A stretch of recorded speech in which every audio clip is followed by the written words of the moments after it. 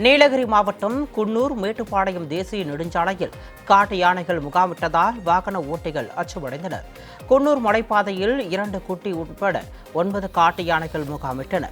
தகவல் அறிந்து சம்பவ இடத்திற்கு விரைந்த வனச்சரகர் ரவீந்திரநாத் தலைமையிலான வனத்துறை அதிகாரிகள் இருபுறமும் வாகனங்களை நிறுத்தி காட்டு யானைகளை சாலையை கடக்க வைத்தனர்.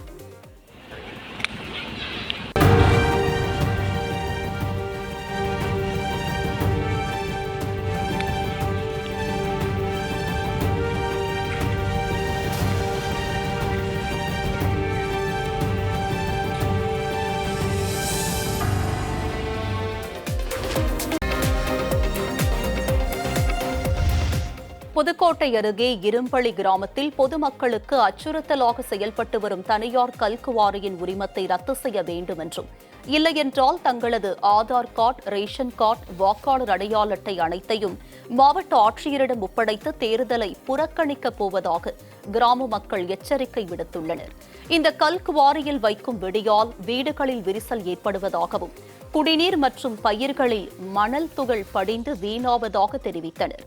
சட்டவிரோதமாக செயல்படும் இந்த கல்குவாரியின் உரிமத்தை ரத்து செய்ய கோரி பல்வேறு போராட்டங்கள் நடத்தியும் மாவட்ட நிர்வாகம் கண்டுகொள்ளவில்லை என குற்றம் சாட்டிய கிராம மக்கள் தேர்தலை புறக்கணிப்பில் ஈடுபட உள்ளதாகவும் தெரிவித்தனர்.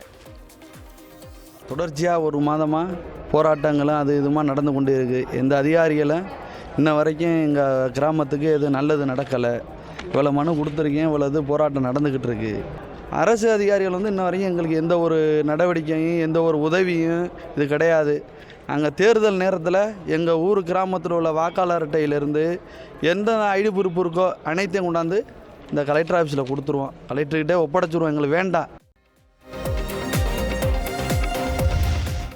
சிப்காட் அமைக்க நிலம் கையகப்படுத்துவதற்கு எதிராக நாமக்கல் மாவட்ட ஆட்சியர் அலுவலகம் முன்பு விவசாயிகள் கண்டன ஆர்ப்பாட்டம் நடத்தினர்.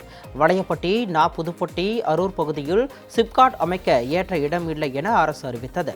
இதன் பின்னரும் மாவட்ட நிர்வாகமும் சிப்காட் நிர்வாகமும் நிலத்தை எடுக்க நடவடிக்கை எடுத்து வருவதாக கூறி கண்டன முழக்கம் எழுப்பி போராட்டத்தில் ஈடுபட்டனர்.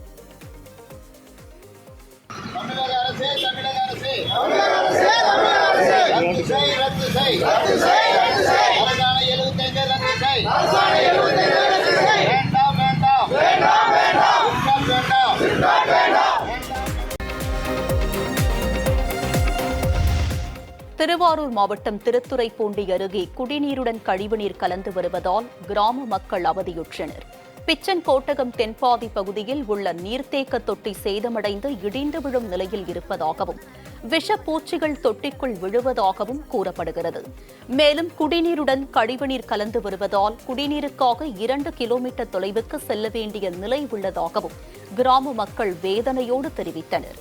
இதுகுறித்து ஊராட்சி நிர்வாகம் மற்றும் அதிகாரிகளிடம் முறையிட்டும் நடவடிக்கை எடுக்கவில்லை என அவர்கள் குற்றம் சாட்டுகின்றனர். இந்த தண்ணியை தான் நாங்கள் கிட்டத்தட்ட 600 பேர் இருக்கிறோம். 600 பேருமே இந்த தண்ணியை தான் குடிச்சிக்கிட்டு இருக்கிறோம். பச்சை பிள்ளைங்க இருக்காங்க, கர்ப்பிணி பெண்கள் இருக்காங்க, வயசானவங்க இருக்காங்க. இதனால காய்ச்சல், நிறைய வியாதிகள் வந்துகிட்டு இருக்குது. தண்ணி டேங்கு 40 வருஷமா இந்த தண்ணி டேங்கு கட்டி கொடுத்துருக்குறாங்க. நிறைய அதுல டேமேஜ் எல்லாம் இருக்குது. இது இன்னும் ஒரு 2 வருஷம் கூட நீடிக்காது போல இருக்கு. மேலே இடிஞ்சே உளுந்துரும் போல இருக்கு. அதை சுத்தி ஒரு 10 வீடு இருக்குது. நாங்க மேலதிகாரி கிட்ட சொல்லிக்கிட்டு இருக்கிறோம். கிளார்க் இருக்காங்க எங்க ஊருக்கு, டெய்லியும் வருவாங்க. தண்ணியே வரல, தண்ணி வரல அப்படின்னு சொல்லிக்கிட்டு இருந்தா அதை பத்தி எந்த நடவடிக்கையுமே எடுக்கிறது இல்லை சார். திருவள்ளூர் மாவட்டம் பொன்னேரி அருகே 3ஆம் வகுப்பு பயிலும் சிறுமியிடம் பாலியல் சீண்டலில் ஈடுபட்ட வேன் ஓட்டுநரை போலீசார் கைது செய்தனர். பொன்னேரி அருகே தனியார் பள்ளியில் 3ஆம் வகுப்பு படிக்கும் சிறுமி கடந்த சில நாள்களாக வழக்கத்திற்கு மாறாக இருந்துள்ளார். இதுகுறித்து சிறுமியின் தாயார் கேட்டபோது பள்ளி வேன் ஓட்டுநர் சிறுமியிடம் பாலியல் சீண்டலில் ஈடுபட்டது தெரிய வந்தது. இதுகுறித்து பாதிக்கப்பட்ட சிறுமியின் பெற்றோர் அளித்த புகாரின் அடிப்படையில் பள்ளி வேன் ஓட்டுநரான 57 வயதான பன்னீர்செல்வம் என்பவரை போக்சோ வழக்கின் கீழ் போலீசார் கைது செய்தனர்.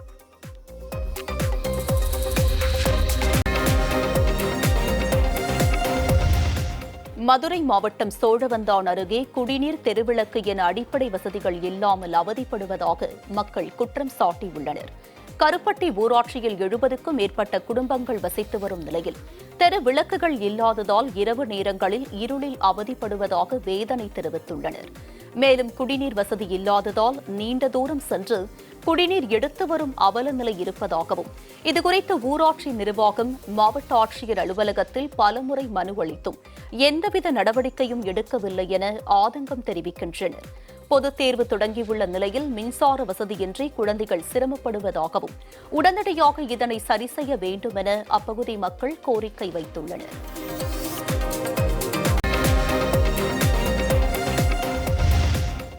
ராமேஸ்வரம் கடல் மீது அமைந்துள்ள பாம்பன் பாலத்தின் தடுப்புச் சுவரின் பல இடங்களில் விரிசல் ஏற்பட்டு சேதமடைந்துள்ளது. டிட்வா புயலுக்கு பின்னர் பாம்பன் பாலத்தின் தடுப்புச் சுவர் தூண்களில் விரிசல் ஏற்பட்டு சேதமடைந்துள்ளன. இதனால் பாலத்தின் மீது நின்று புகைப்படம் எடுக்கும் சுற்றுலா பயணிகள் தடுப்புச் சுவர் மீது சாய்ந்து தடுமாறி கடலில் விழும் சூழல் ஏற்பட்டுள்ளது. எனவே அசம்பாவிதங்கள் ஏற்படுவதற்குள் சேதமடைந்தது காணப்படும் பாலத்தின் தடுப்புச் சுவர்களை முன்னெச்சரிக்கை நடவடிக்கையாக சீரமைக்க வேண்டும் என சுற்றுலா பயணிகள் மற்றும் வாகன ஓட்டிகள் கோரிக்கை விடுத்துள்ளனர்.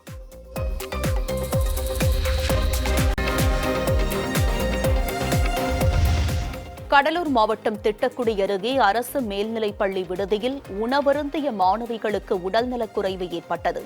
புடையூரில் உள்ள அரசு மேல்நிலைப்பள்ளி அருகே மாணவிகளுக்கான விடுதி அமைந்துள்ளது.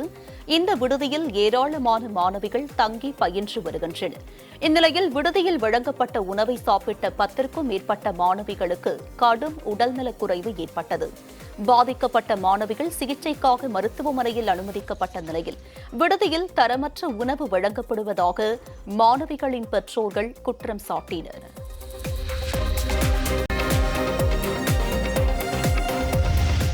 தஞ்சை மாவட்டம் கும்பகோணத்தில் உள்ள பர்னிச்சர் கடையில் தீ விபத்து ஏற்பட்டது. கும்பகோணத்தைச் சேர்ந்த சந்திரசேகர் என்பவர் பர்னிச்சர் கடை நடத்தி வருகிறார். இன்று அதிகாலை இவரது கடையில் திடீரென தீ விபத்து ஏற்பட்டது. தகவல் அறிந்து சம்பவ இடத்திற்கு விரைந்த போலீசார் தீயணைப்பு வீரர்கள் உதவியுடன் தீயை அணைக்கும் பணியில் ஈடுபட்டனர். தீ விபத்தில் சிக்கி கடையில் இருந்த மெத்தைகள், சோபாக்கள், பிளாஸ்டிக் நாற்காலிகள் என சுமார் 60 லட்சம் ரூபாய் மதிப்பிலான பொருட்கள் எரிந்து சேதமடைந்தன. தீ விபத்து தொடர்பாக போலீசார் விசாரணை மேற்கொண்டு வருகின்றனர்.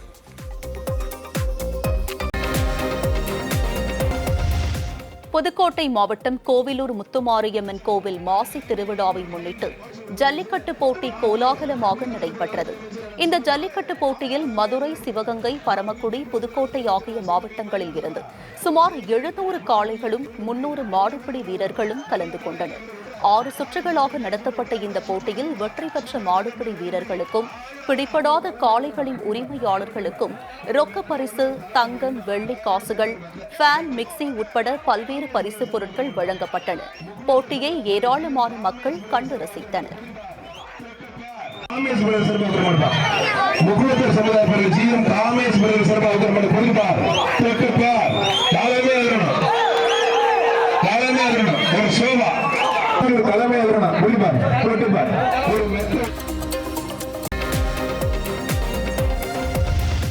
திண்டுக்கல் மாவட்டம் காமலாபுரத்தில் குடிநீர் வழங்கப்படாததை கண்டித்து காலி குடங்களுடன் பெண்கள் போராட்டத்தில் ஈடுபட்டனர். ஜம்புதுரை கோட்டை அடுத்த காமலாபுரம் கிராமத்தில் 1000க்கும் மேற்பட்ட குடும்பத்தினர் வசித்து வருகின்றனர். இந்த கிராமத்தில் கடந்த 2 மாதங்களாக மின் மோட்டார் பழுது காரணமாக முறையாக குடிநீர் வழங்கப்படவில்லை என கூறப்படுகிறது. இதுகுறித்து ஊராட்சி நிர்வாகத்திடம் புகார் அளித்தும் உரிய நடவடிக்கை எடுக்கவில்லை என தெரிகிறது. இதனால் ஆத்திரமடைந்த அப்பகுதி பெண்கள் காலி குடங்களுடன் போராட்டத்தில் ஈடுபட்டனர். மேலும் மின் மோட்டார் பழுதை சரி செய்து உடனடியாக குடிநீர் வழங்க நடவடிக்கை எடுக்க வேண்டும் என்று அவர்கள் அப்போது வலியுறுத்தினர்.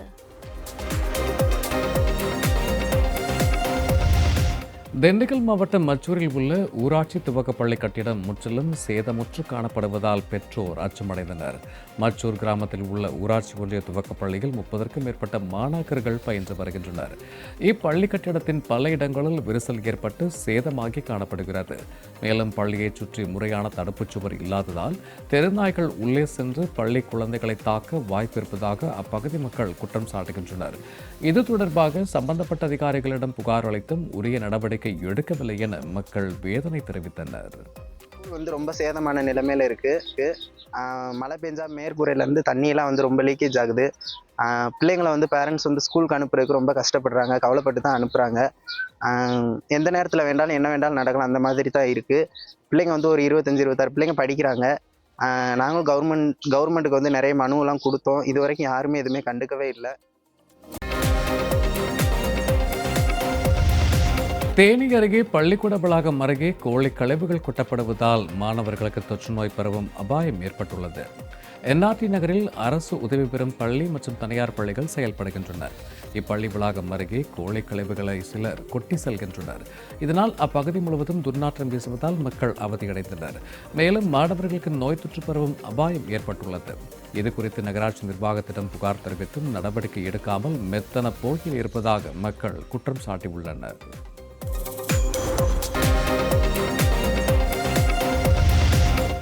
திருவாரூர் மாவட்டம் திருத்துறைப்பூண்டி அருகே 20 நாட்களுக்கு மேலாக குடிநீர் வராததை கண்டித்து காலி குடங்களுடன் பெண்கள் சாலை மறியல் போராட்டத்தில் ஈடுபட்டனர்.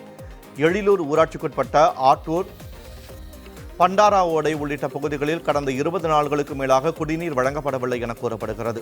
இதுகுறித்து அதிகாரிகளிடம் புகார் அளித்தும் நடவடிக்கை எடுக்காததால் ஆத்திரமடைந்த அந்த பகுதி பெண்கள் திருத்துறைப்பூண்டி களப்பால் இடையே காலி குடங்களுடன் சாலை மறியலில் ஈடுபட்டனர்.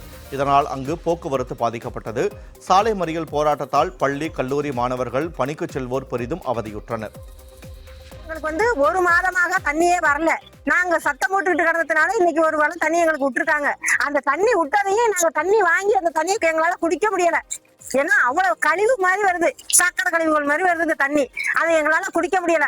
எங்களுக்கு ஒரு வாரத்துக்கு 2 நாள் தண்ணி வந்தா கூட போதும். அதை வச்சு நாங்க இதாக அட்ஜஸ்ட் பண்ணிக்குவோம். இந்த குளம் இன்னொன்னு என்னன்னா, குளத்துல தண்ணி சாக்கடை மாதிரி கிடக்கு. அந்த தண்ணியில எல்லாரும் குளிச்சு சொரியாசிஸ் நோய் மாதிரி அவங்க அவதிப்பட்டு இருக்காங்க. இது ரொம்ப சங்கடமா இருக்கு எங்களுக்கு.